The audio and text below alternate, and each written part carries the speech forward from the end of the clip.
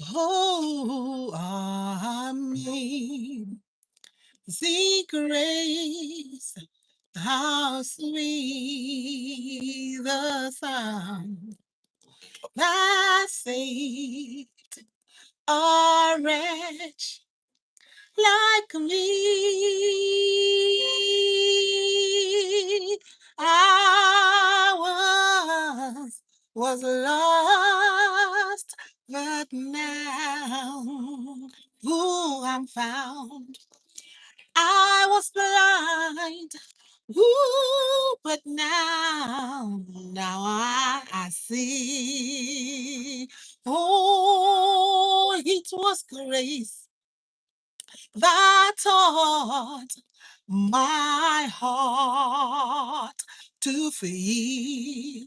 It was grace my fears relieved. Oh, how precious deed, ooh, that grace appeared. The all I first believed. Ooh, the Lord has promised good to me. As long as life, my hope secures. Oh, He will, my shield and portion be. Oh, as long as life endures. And when this flesh on heart shall fail, in mortal life, this mortal life shall cease.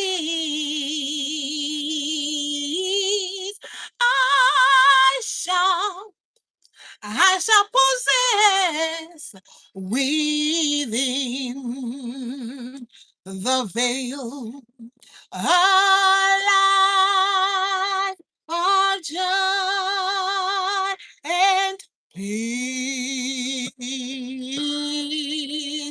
Amen. Amazing grace. Oh, how sweet the sound that saved a wretch like me.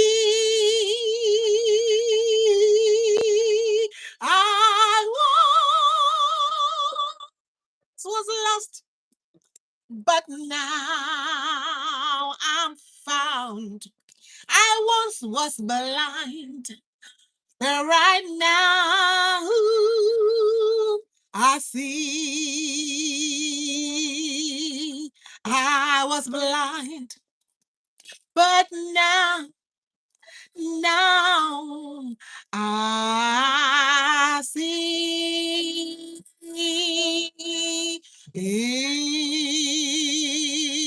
Hallelujah, somebody. Hallelujah, somebody. Hallelujah. Get excited today for this topic that we have today, this encouragement. Welcome, welcome, welcome. I see you at Brandon. Hello, welcome, my people. Oh my God. My heart is super excited.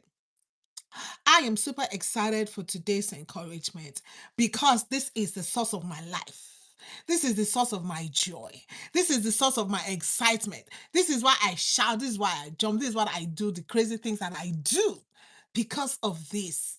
Because of this. This is the very reason. I go to Matthew chapter 1, verse 21. He says, "You shall call his name Jesus, for he shall save his people from their sins." That is the only reason Jesus came. That is the full gospel right there. For the Bible tells us, what will it profit a man to gain this whole world and lose his soul? Oh, hallelujah. Hallelujah. Let me go to, there's a scripture in Matthew chapter, no, let's look at Mark chapter 2. Mark chapter 2. That is, what will it profit a man to gain this whole world and lose his soul? What will it profit me? What will it profit me? Yesterday, I talked about how our spiritual exercises or disciplines can become an idol. What will it profit me if I do all these spiritual exercises and lose my soul? What will it profit me if I give my tithe and lose my soul? I give offering and lose my soul. I take care of the poor and lose my soul. I pray and lose my soul. I fast and I lose my soul. What will it profit me to do all these spiritual disciplines and lose my soul? Mark chapter 2, verse 5.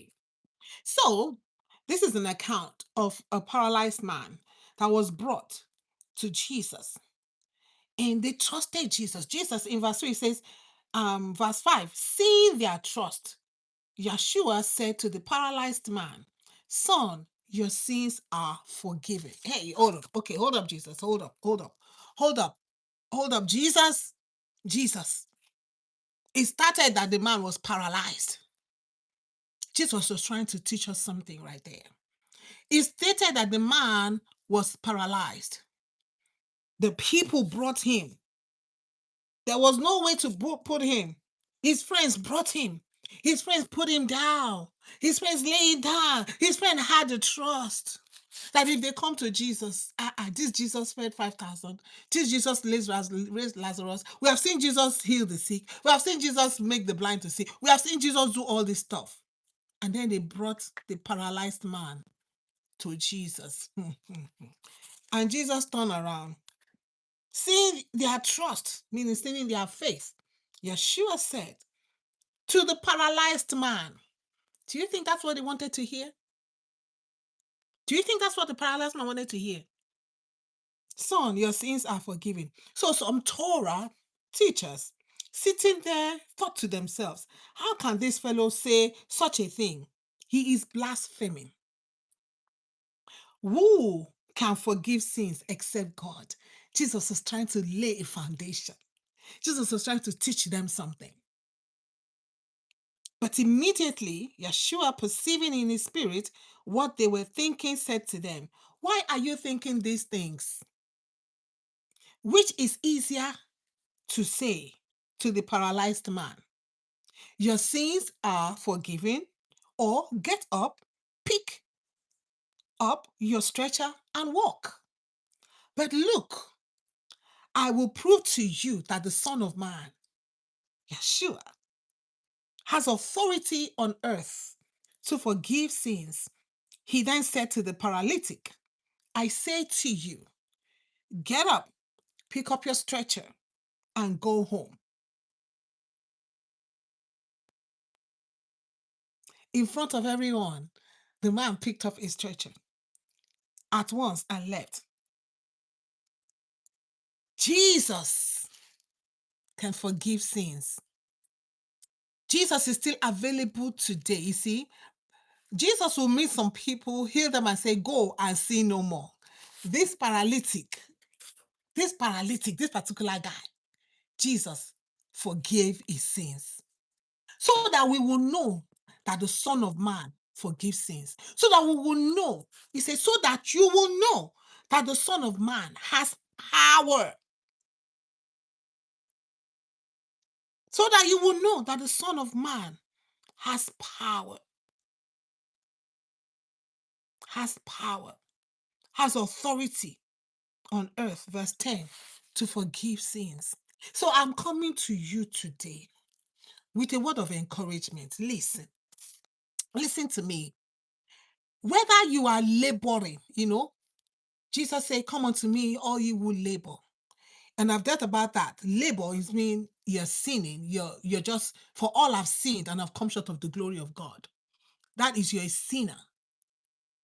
For the wages of sin is death. Labor, you go to work, you get paid. So we get paid with death for our sins that we sin against God. Let's look at the definition of sin.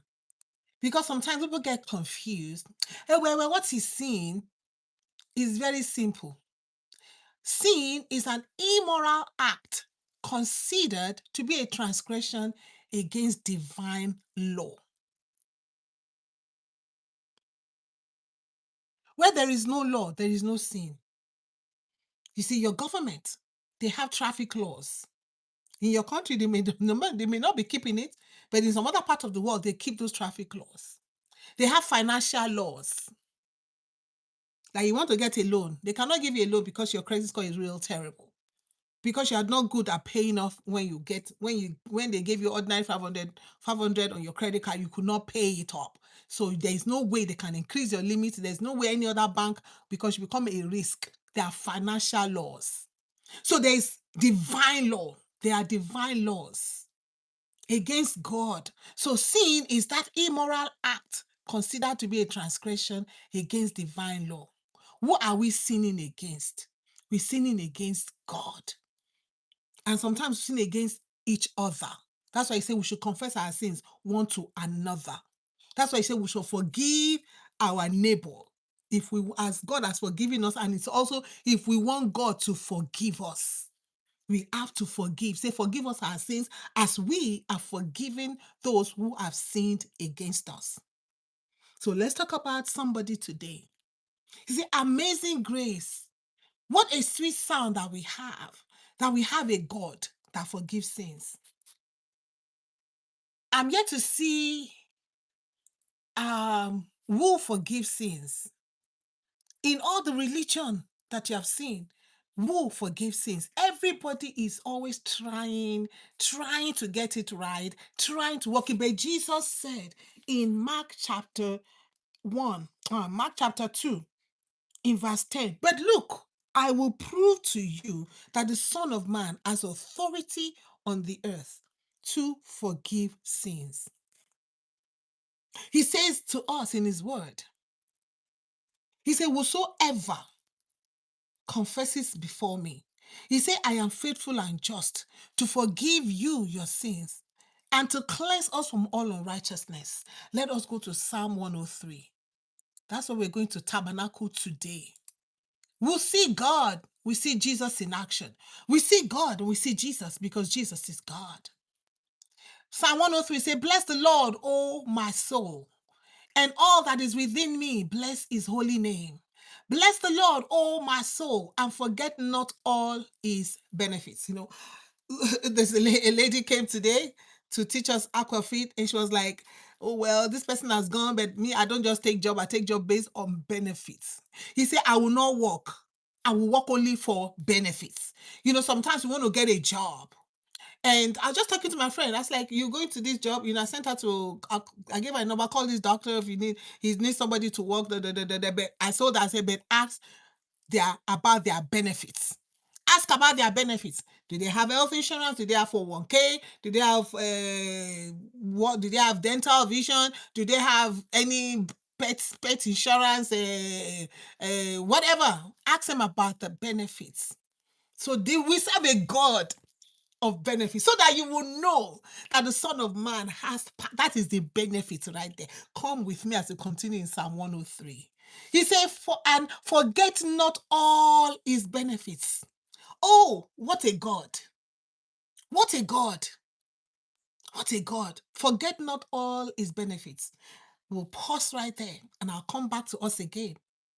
That no matter what you have done, no matter your sin, even if you have gone into alphabet community practices, whether as an individual or even as married people have brought alphabet community practice into their bedroom. They have defiled, when God said you should not defile the bed. People think that defiling the bed is only when you commit adultery. Nah, fornication, nah. When you bring alphabet community practices into your bedroom, you have defiled the altar. You have defiled the altar. When you begin to dog yourself, you have defiled the altar. When you begin to snake yourself, you have defiled the altar. When you begin to use things that God created for another purpose or another, you have defiled the altar. The potter knows the clay. The potter molded the clay the way the clay should be. But the clay have decided, no, I don't want to be. I don't want to be. I want to be. I don't want to be. I want to be. I want to be, want to be, want to be. I don't want to be what the potter has created it to be.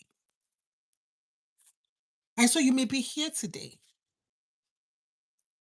You may be here today and you have considered yourself with this message, or you have been hearing a message, or maybe I've even read the scripture, and maybe I've even beginning to feel convicted because the Holy Spirit is pricking your heart. It's pricking our heart every day. He has left witnesses all around: the thunder, the rain, the birds, the trees, the leaves, the flowers. All of these testify of a God that created them, not a big bang. And maybe your heart is being pricked, but you're looking at yourself and you're considering your sin. And you sit down. I said depression is when people think back. Depression is you're thinking back. You're looking at everybody around you. Your life seems to be standstill, so people get depressed. So you're comparing where you are right now. You're comparing for where you're coming from. You're comparing for people around you. But that can be taken care of by the scripture. The back of depression can be broken. And always this anxiety is when people are looking forward. And that's why the scripture tells us be anxious for nothing. He tells us, do not think about what you're going to eat tomorrow. That's anxiety. I think about how I'm going to pay my bill, how I'm going to eat tomorrow, how I'm going to do this, how I'm going to get this job, how is tomorrow. That you get anxious, anxiety, your heart begins to race. And scripture tells us, be anxious for nothing, but with prayer and supplication, with thanksgiving, make your request known unto God. Pray. Talk about it to the Lord. Say, cast all your cares on me, for I care for you. So if you're in that place where you have done what you shouldn't have done, as a married man, you have stepped out of your marriage. We're going to go deep. We're going to go in it. You have stepped out of your marriage. You have cheated on your wife. And the condemnation has come. What are you going to do? I bring you a word of encouragement today. I bring you a word that God has given to us today. Maybe you are the wife also. You have cheated on your husband. Maybe you are a son and you're a daughter. You have been taught that fornication is bad, but you decide to be living a life of fornication because you did it one time. You got convicted, but somehow you did nothing about it. And now you have decided it's a lifestyle. Now your heart, may your heart not be seared with iron. But God is a compassionate God. He's always calling out to us. When you do something that is immoral against divine law, what is sin? What is sin? What is sin? Sin is an immoral act considered to be a transgression against divine law.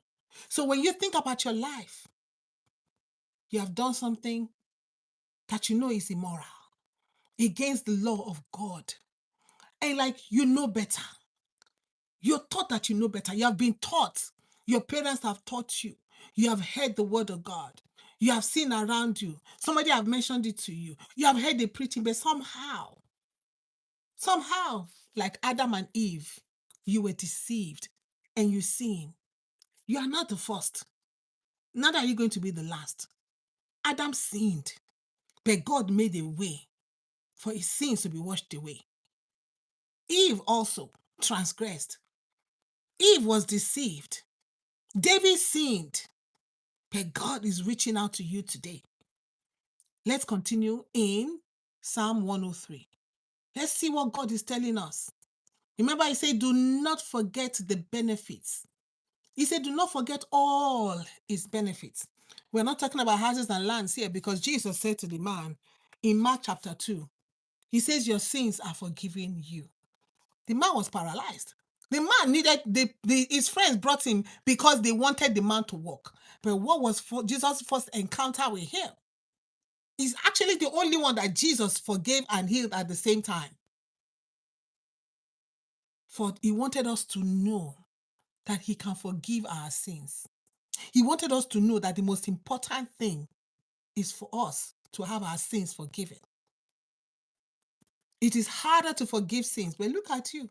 Somebody has done something, did something against you 5 years ago. You are still holding it against them. You think it's easy to forgive sin? That's why Jesus told them, oh, do you think it is easier to forgive sins or to tell the man to pick up his stretcher and just pick up and go?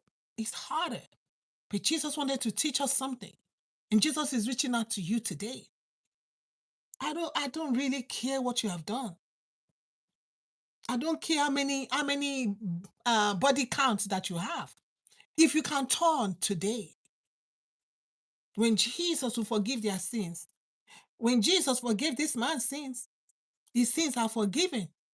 When he will heal the sick, he will tell them, go and sin no more. Go and sin no more. That is the key. The scripture tells us in Romans chapter 12, verse 1. He says, there is therefore now no condemnation. But listen closely. There is therefore now no condemnation for those who are in. I say, who are in Christ Jesus. There is therefore now no condemnation for those who are in Christ Jesus. If you want for the condemnation to go away, you have to stay in Christ Jesus. You have to stay in the Word. You have to stay with Him. That's what it means when we say you are in Christ Jesus. Because it is through the Lord Jesus, the Word of God, that we renew our mind. He said we should renew our mind. The Word of God is able to build us up and transform us. So you may even be in the church, and then sister, you shouldn't be doing that. It happens in the church. Don't let nobody fail you. Pastor sleep with members. The members sleep with pastor. Pastor wife sleep with another man. This rishi does they happen. Choir leader sleep with choir member. It happens. The scripture tells us it knows that we are dust. And I always tell people that when you think about dust. Who keeps dust? Who keeps dust? Every day people wake up, begin to dust their house. What are they doing? They are cleaning the dust away. Just think about that. We are but dust. And he said he knows that we are but dust. That means we are dirty. He knows we are dirty. He knows you are dirty. He knows I am dirty. So what do? There's a cleansing that is needed. The compassion of God is reaching to you today. So to bring you out of that place of condemnation, you may say, but what do I need to do? Just like they asked the apostles, he said, men and brethren, what shall we do to be saved? Listen, the scripture is the same from Genesis to Revelation. It says, repent. There is no other way. The scripture tells us in Acts 17:30 that in the days of ignorance, that the Lord winked at it, such a compassionate God. Jesus came full of grace and truth. Grace is compassion. Came full of that compassion, full of that mercy, and telling us the truth. He says, I'm the way, the truth, and the life. And yeah, he's giving us life. He said, whosoever believe in him should not perish, but have everlasting life. That is why he came. So if you are out here today and you have been condemned and you're feeling condemned because of what you did, you just came from a doctor's place because you went to do something you're not supposed to do. You just came from a man's house because you went to a man's house you have no business to. You just came from the hotel because you went to the hotel with a married man, somebody had no business to go there with.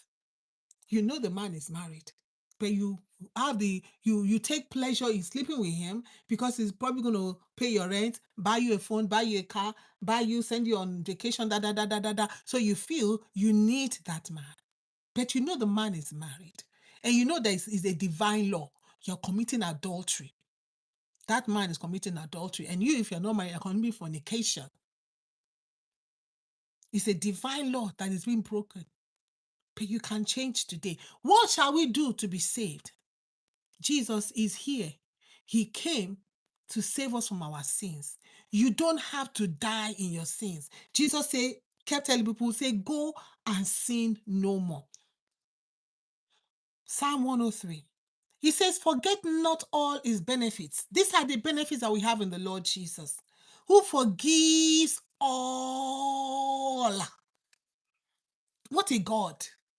Listen. Did you see that? Forget not all his benefits, who forgives all, not some of them. There is nothing like, Jesus, this sin, I don't think you can forgive it. Jesus, the only sin that cannot be forgiven is the sin of blasphemy. If you like, be the most wanted terrorist in the world, be the most buy people, break people's home, you know. Today you go out with this married woman, the marriage break, you look for another married man, you marriage break. You as a married woman, you are going from this Timothy, you are going to James, you are going to John, you are going to Peter, because you want your bills to be paid. You're just going everywhere, opening. You become the whatever you want to become. But I love the Lord Jesus. He did not come to cast you away. He told the woman, say, where are your accusers? Where are your accusers? He says he came that we might have life and have life more abundantly. The thief coming to steal. That's what the enemy came to do, to steal your life. To steal your life so that you'll be destroyed. So that you'll be destroyed. But Jesus said he came that we might have everlasting life. So I want to encourage you today to come to the Lord Jesus. He says, who forgives all your iniquity. All your sins can be forgiven, beloved. But he's asking us to repent. Acts 17:30. But he's commanding man everywhere. He's commanding us, right? It's a command. It's not a suggestion. If any man be in Christ. It's not a suggestion. So you may ask, how can I do it? Repent. Repent means you stop. No more the calls. Hey, sweetie pie. Hey, sugar pie. Hey, boo boo. Okay, you know what? Meet me at Lakashan Hotel, at 7 p.m., baby, I miss you, baby. We need to connect, baby. No, you're gonna tell him, like, baby, Lakashan ain't happening no more. No, I ain't gonna meet you at no more Lakashan. That is repentance. That is repentance. That boy is not your husband.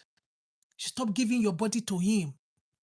You see, I tell young people, it's not you just using pregnancy, what they call this thing, birth control is not the solution to sin. Oh, well, I don't just want to get pregnant. Oh, then I hear father say, well, don't just bring pregnancy to this house if you're not married. No, that is not the solution to sin.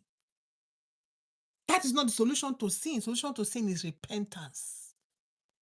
That is, Jesus preached repentance. John the Baptist preached repentance. The apostles started ministry and continued preaching repentance. Jesus came back in Revelation to John the beloved and continued to the churches preaching repentance to them.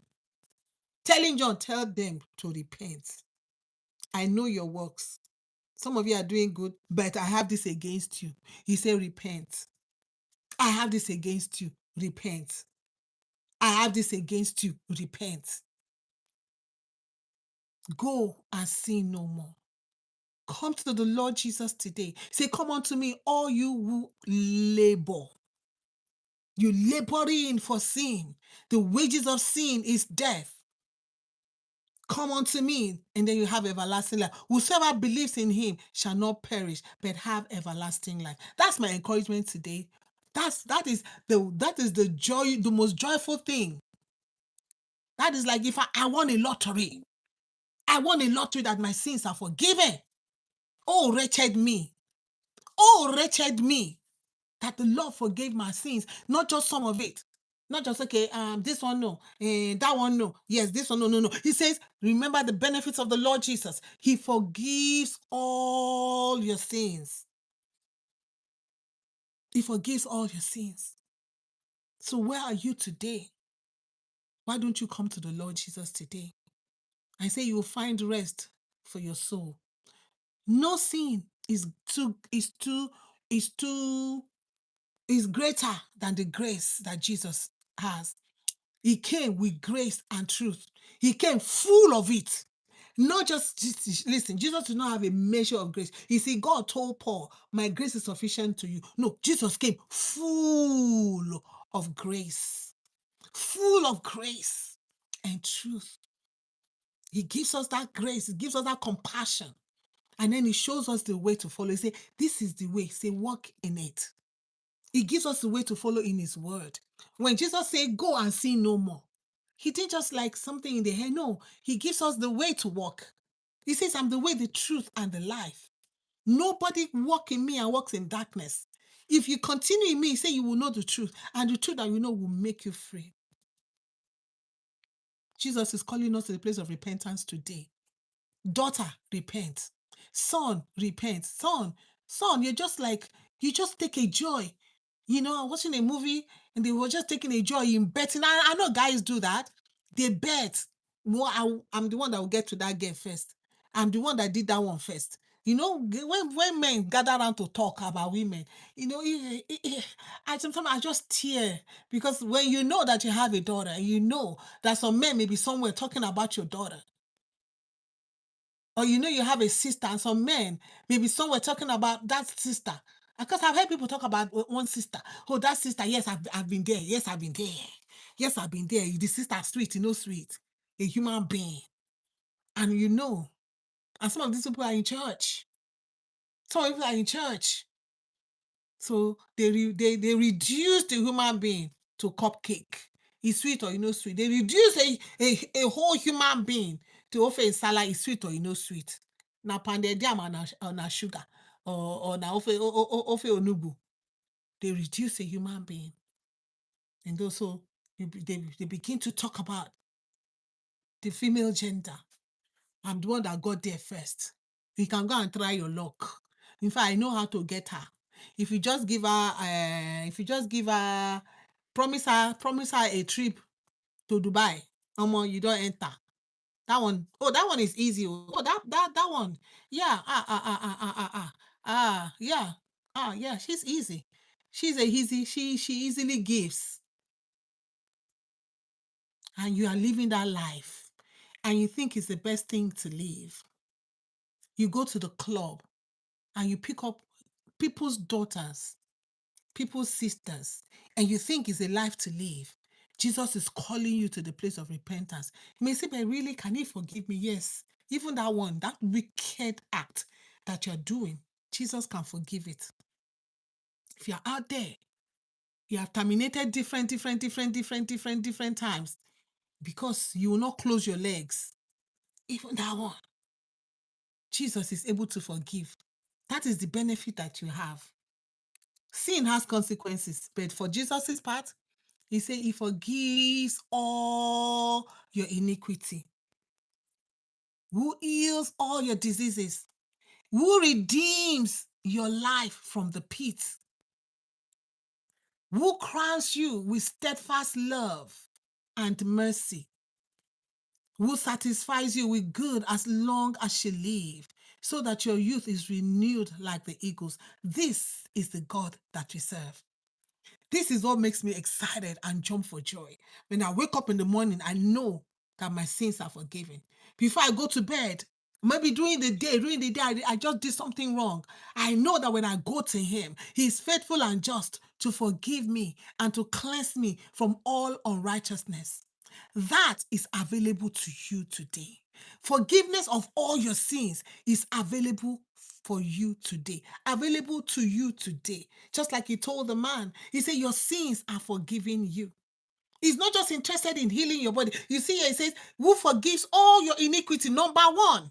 That is the number one reason he came. And then who heals your diseases. So we see it in Mark chapter 2. The first thing he did for the paralytic was to forgive his sins, because that was the most important thing. What will it profit a man to get the healing, but you lose your soul? So Jesus was teaching something very important there, in line with Psalm 103, that your sins are forgiven. That is the most important thing that you need in this life.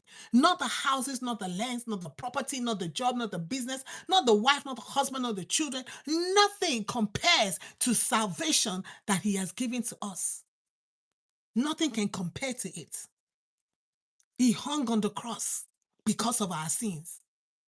He hung there, he said, Father, forgive them, for they know not what they are doing. He hung on the cross because of our sins. He hung on the cross so that we wouldn't have to.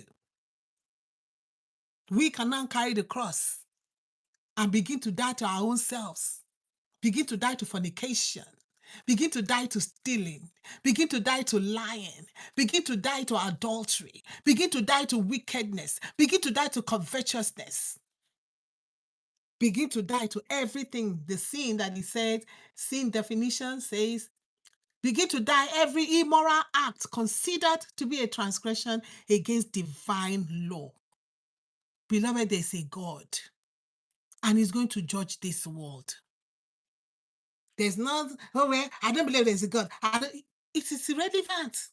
Whether you believe, whether I believe that there's a God or not, there is a God. You don't believe there's a God. Look at the land, the nation, the people, the Hebrews, the Jews, Israel, in your present day generation. They are there. See, God left them for he left them there for a reason. Libya is a nation. It's in the scripture, it's in our Bible. Before, so you don't believe, you don't believe in, I don't believe in this Bible. Okay, look for Libya. Look for a land called Libya. Look for a land called Ethiopia. It's in the scripture. Look for a land called, a country called Egypt. God left all this. They say he has left out multitude of witnesses. So for you to say, I don't believe in God, well, look at Egypt. Go to Egypt and look and read their history and come and compare with what the scriptures say. Go to Libya, go to Ethiopia. All these nations that were mentioned in the scripture don't believe in God. But there's God that is coming. He's coming back. You don't believe in it, that's fine. You don't believe in the flood, you don't believe in Noah, okay. But look at Libya, look at Egypt, look at Ethiopia. These were strong nations that were mentioned in the scriptures. I don't know. Jesus is calling us today to repent from every immoral act that are considered to be a transgression against the divine law. God is that divine being that set up the law. God is not even a being. God is a spirit. Amen. God is one that owns the divine law. He put it in place. It is written upon our hearts. We may not have the 10 commandments, but our ancestors knew not to commit murder. They knew not to commit adultery. They knew not to commit fornication. It was something that was terrible then, and people were judged for it. They knew because it was written in our hearts. Remember, we were created in God's image and in his likeness. But God is calling you today. God is reaching out to us today. That you don't need to be depressed. You don't need to end your life because you feel that you have so wronged God, and then you feel that your life is so dirty, and you feel that there is no hope. There is hope. Jesus, this is the benefit that you have. The benefits that we have in the Lord Jesus. He forgives all your iniquity. Capitalize that all. You have to stand in front of the mirror and tell yourself, God forgives all my iniquity. Man may not forgive all your iniquity because they are men. But as far as God is concerned, all your iniquity have been forgiven. And the ones that you commit after you come to him can be forgiven, because you know you may be in the Lord right now and you've made a mistake. Yeah, he knows that we are but dust. I remember I said dust. Dust is dirty. He knows that we are but dust. So he knows that. And that's why he said in the days, in the time of ignorance, when we were ignorant, The Lord turned. I love it. I just love the Lord Jesus. Oh, what a God, what a God, what a God, what a God, what a God. He said he winked at it, but now he's commanding you. That is you that are weary. You're weary. You are walk with the Lord. The same nothing is happening. I've seen people that somebody told me, I want to have a child. I was like, why? You want to have a child, but you don't have a husband. "Oh, well, I'm getting old and the husband is not coming, so I want to have a child." Such, that is weariness. But Jesus said, come unto me, or you will weary. When you're weary in staying there, weary, waiting for somebody to come and propose to you. You're weary. You're just waiting. You're hoping that it will come. And it doesn't seem that the man is coming. So the devil begins to whisper to you. Like my friend that says she wants to go and have a child. I just looked at her. I said, yeah, you'll be breaking the divine law of God. That don't make sense. That don't make sense. But even if you go out in your weariness and did whatever you wanted to do, you see, because you're led by your own lust, if you come back, his arms are outstretched wide to receive you back. But the key thing is that you must come back. Go and sin no more. Repent of your sins. Jesus can forgive all your sins. He's waiting to forgive all your sins. So do not let the enemy weigh you down with condemnation and make you feel that no. You're not a candidate for God's forgiveness of sin. You're going to say, listen, I have enrolled in the academy of the Lord Jesus Christ. And this one of these benefits is that he forgives all my iniquity. Psalm 103. Remember, do not forget all his benefits. Do not forget all his benefits. Maybe you have forgotten, but I'm bringing you to remembrance today. Do not forget all his benefits. The first thing is that he forgives all our iniquities. Jesus is calling you today. Jesus is calling to you. Oh, Jesus is calling, he's calling to you. Come, sinner, come, oh, come, weary, come. If you are weary, come. If you are laboring in sin, come. Jesus is waiting for all of us. Jesus is waiting for all of us. Joseph's father made him a coat of many colors. Many colors. That is Jesus. He's calling you, calling the righteous, calling the wicked, calling the sinner, calling the black, calling the white, calling the purple, calling the rich, calling the middle class, calling the poor, calling everybody. The coat of many colors. Come wherever you are with your coat of many colors and let it be dipped in the blood of Jesus. Just like they took Joseph's coat and they dipped it in the blood. The blood of Jesus is rare. The blood of Jesus is here. The blood of Jesus is able to cleanse you from all unrighteousness. That coat was dipped in the blood. Your sins can be dipped in the blood, washed in the blood, no matter what spectrum of life that you're in. If you are in alphabet area, community area, you can come today. Jesus said, come unto me. It is Jesus that is calling you. If he's calling you, that means he got you. That means he can do it. He can forgive your sins. Come and get your coat. Come and get that sins dipped in the blood. Let them come and dip it in the blood of Jesus. That's why he hung on the cross. That's why he shed his blood. That's why he died. He came that he may save his people from their sins. Are you going to be one of his people today? Are you going to let him save you from your sins? Are you going to come today? Jesus is calling to you today. Do not delay. As we hear the word, let us not harden our heart. Bless the Lord, O my soul, and all that is within me, bless his holy name. Bless the Lord, O my soul, and forget not all his benefits, who forgives all your iniquity. Oh, hallelujah. Oh, glory to Jesus. Glory to Jesus. Glory to Jesus. Hallelujah. Thank you, God. Amen.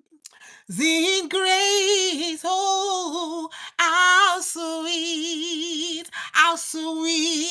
the sound that saved, and He can save a wretch like me. I was lost, hallelujah, but now I am found. Ooh, I was blind, yes, hallelujah, thank you, Jesus, but now I see Jesus, I see His mercies, I see His goodness, I see His favor, I see His forgiveness. Hallelujah. Somebody today, come and be forgiven today. Don't delay, don't wait. Tomorrow, they always say delay is dangerous. Delay is dangerous. Delay is dangerous because nobody promised us tomorrow. But today, say when you hear your voice, harden not your heart. Today is your day of salvation. Stepping into the room today and have your sins forgiven. Beloved, God bless you. We will come again by the mercies of God to encourage us again. Because in this walk of faith, the Lord is always coming to encourage us, always sending His word. He saying, I'm sending my word. He sent His prophet the same. He said, one message that I told them to do, one message, you'll tell them to return to me. Tell them to return to me. Turn away from your evil and return to the Lord Jesus. Turn away from fornication. Turn away from adultery. Turn away from idolatry. Turn away from covetousness. Turn away from lying. Turn away from stealing. Turn away from whatever evil that you're doing right now that is against divine law. Turn away. Turn away and turn to the Lord Jesus. Amen. Hallelujah. Shalom. Was blind, but now I see. Hallelujah. Thank you,